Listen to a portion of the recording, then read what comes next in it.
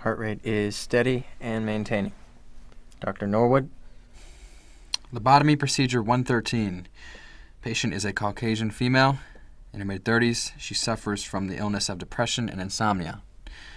Myself and Dr. Moore will attempt to relieve her from this illness so that she may lead a normal life. Dr. Moore, you may begin.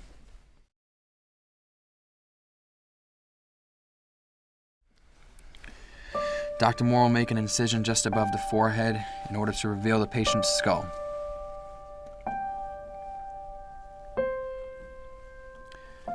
Dr. Moore will now drill several holes into the patient's skull in order to reveal the portion of the frontal lobe. By removing the portion of the frontal lobe that is damaged, the patient can now lead a normal life. Edward, she's bleeding. I know. Edward, it's been 3 minutes. That's it, she's gone. A little longer. Edward. Call it. Time of death? Yesterday afternoon.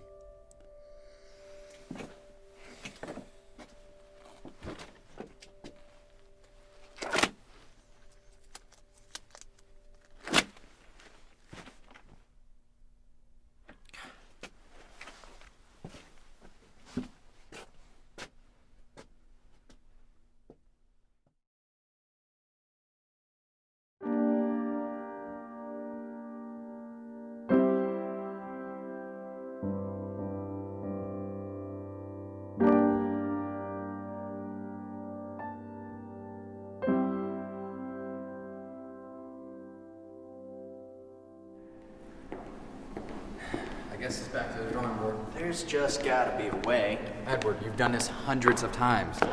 What are you trying to find? Look, Edward, we're fresh out of medical school, okay? And I think we have a real good opportunity here, okay? Why are we wasting our time trying to perfect a procedure that's already been created? Because the procedure is outdated and expensive. Do you really think people in this day and age can afford a procedure like that?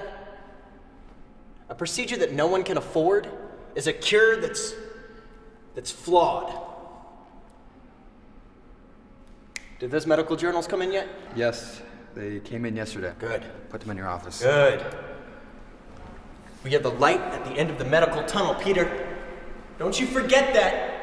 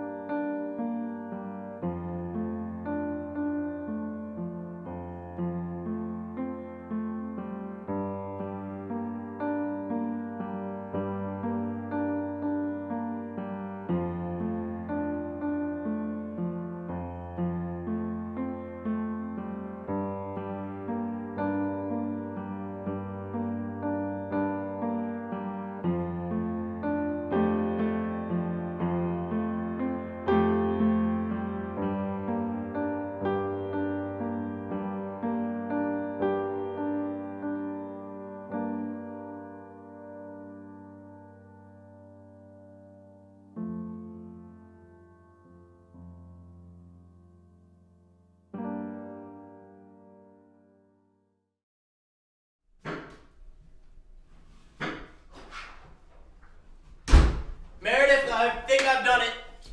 Done what? I found a way to make lobotomies cheap, but just as effective. Think of it, mental facilities all across the country using my technique. Checking your loved ones in only to be able to take them home the very next day completely cured. Never again will we have to use surgical gloves or masks. It's a procedure that takes minutes. What are you talking about, Edward? The thalamus. See, the thalamus is the seat of human emotion. There are several nerve tissues connecting the thalamus to the frontal lobes of the brain, which houses our personalities. Simply sever those connectors and you're done. To think we've been drilling our way in for years when there was a path right under our noses. Well, above our noses, technically. What do you mean? What path, Edward? Through the eyelid.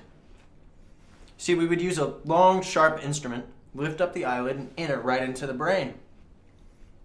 How did I not see this before? This is going to put the Moore name on the medical map. But Aren't there certain risks involved with a procedure like that? Nonsense. No more than the usual. In fact, even less so. Well, that sounds like good news, honey. And I'm sure you're looking forward to being able to run all your tests and finish your research tomorrow. Tomorrow? I can't wait till tomorrow. This is the medical breakthrough of the century. I'm not supposed to wait till tomorrow.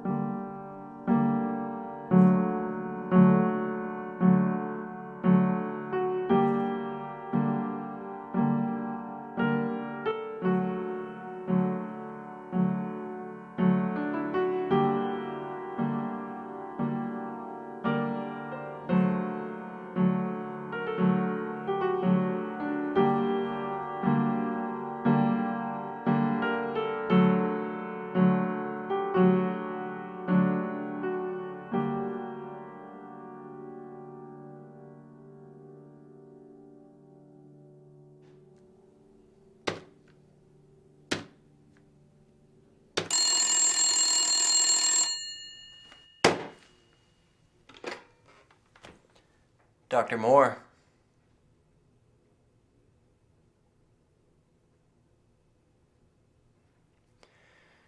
Now describe to me what exactly is wrong, Mr. Bronson.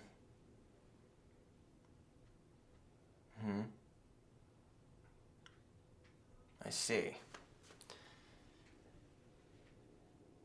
Right. Right. Well, from what you tell me, Mr. Bronson, I have just the cure for your wife.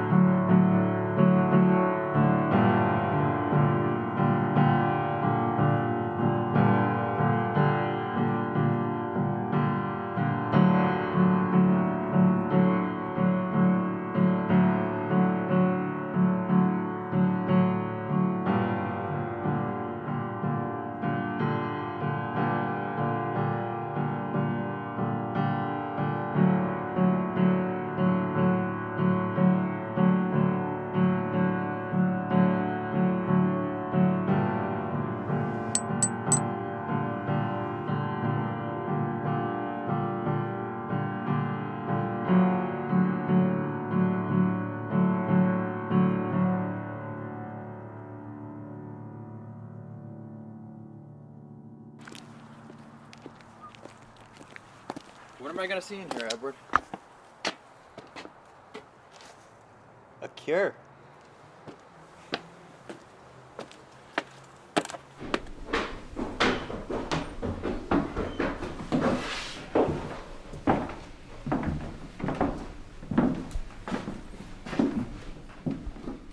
time for her tea. You don't mind, do you? Oh, no, not at all.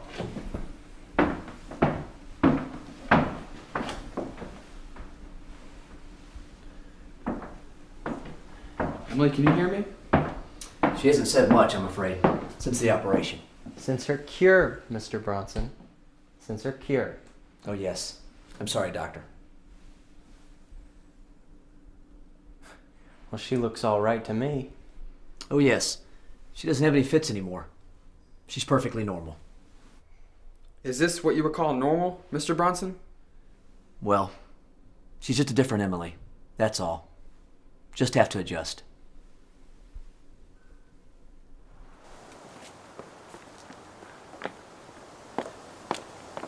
At what cost, Edward? Entering the brain is not something you should be able to perform at home. Then why can't I? This is wrong. Do you even know what you're doing? What do you mean? I created the procedure. She has to learn how to walk and eat again. She's incapable of having a social life. Is this the miracle result you had in mind for this precious procedure? I cured her. She was unbalanced and violent before me. So she has to relearn a few motor skills. That's a small price to pay for what I gave her and her family. Her family? You don't care about her family. All you care about is your name going alongside this monstrosity of a procedure you've created. My focus has always been and will always be on the patient. You know that's a lie, Edward. Look, I'm not the press. You could give it to me straight. You're torturing these people, Edward. Torturing them to cure them.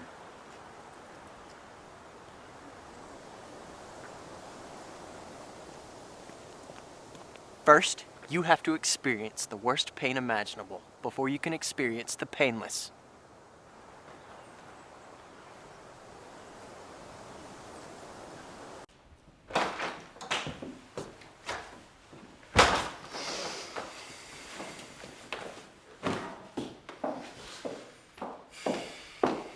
Peter called, wondering where you were.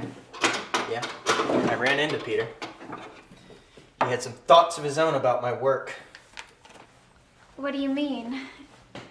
He was questioning your work? He thinks the patient that I did the procedure on was better off without it. Well, how is she doing? Supposedly, she has to relearn a few motor skills, among other things. What do you mean? She can't feed herself? She has family.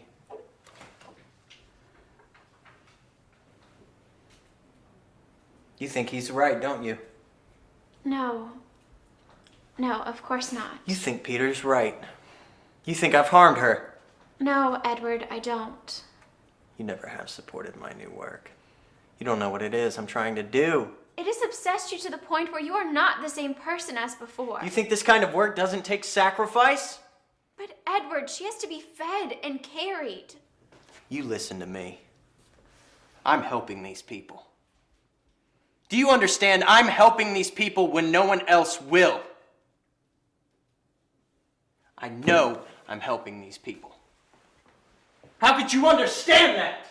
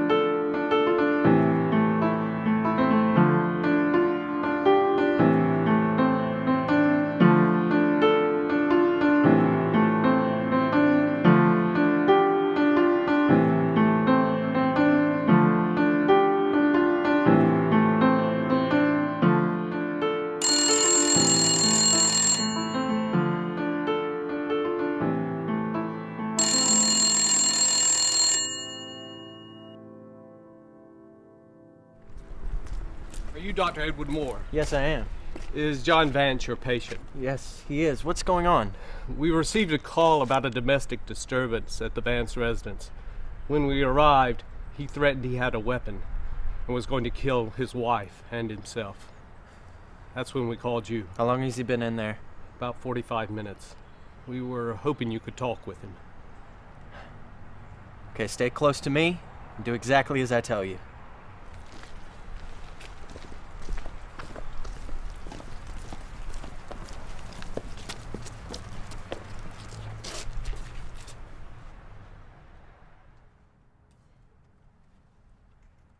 John?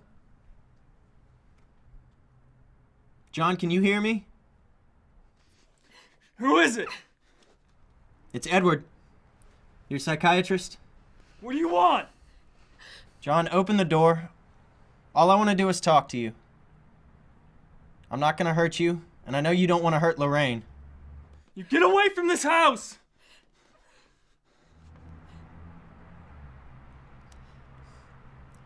John, I heard the other day that Lorraine is pregnant. Is that right? That's marvelous news, John. My wife is also expecting.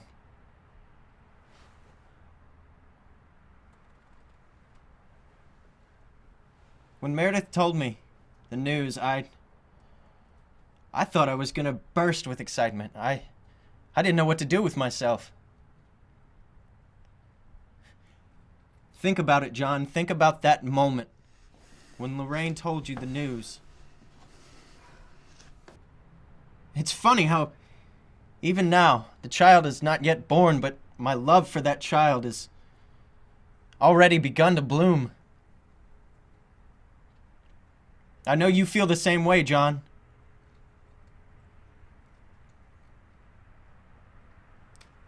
John, I just want to talk to you. Father to father.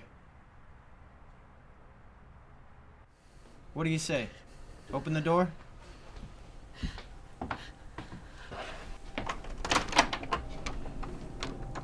Hello, John.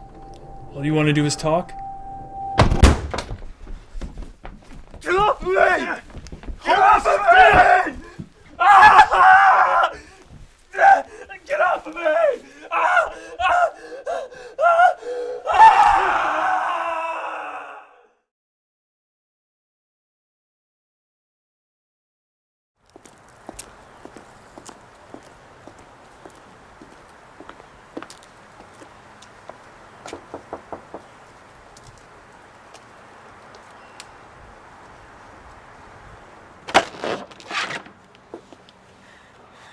Oh, Peter, do come in.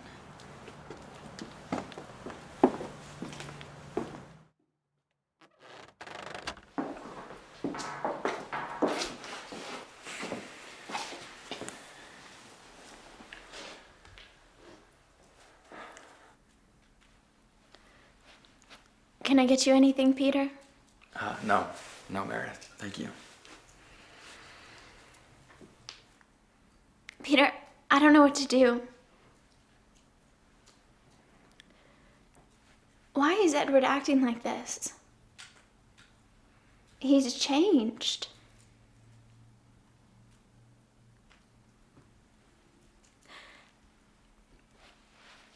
I just don't know what to do. He thinks that in order to change the world, he has to change as well. He's been blinded by the procedure itself and can't see what it's doing to people. He truly believes that he's helping them. A couple of years ago, before all this, all these procedures and lobotomies, Edward and I were interning at a medical hospital, interviewing patients. Yes, I remember him talking about it. Edward had a very special patient, a serial killer. He'd been accused and convicted of killing 2 families, I think. And the reason that he said that he did it was because they were hurting, and he had to save them. And I remember Edward telling me that he asked the killer if you were trying to save them from pain, why did you torture them before you killed them? I'll never forget what the killer said.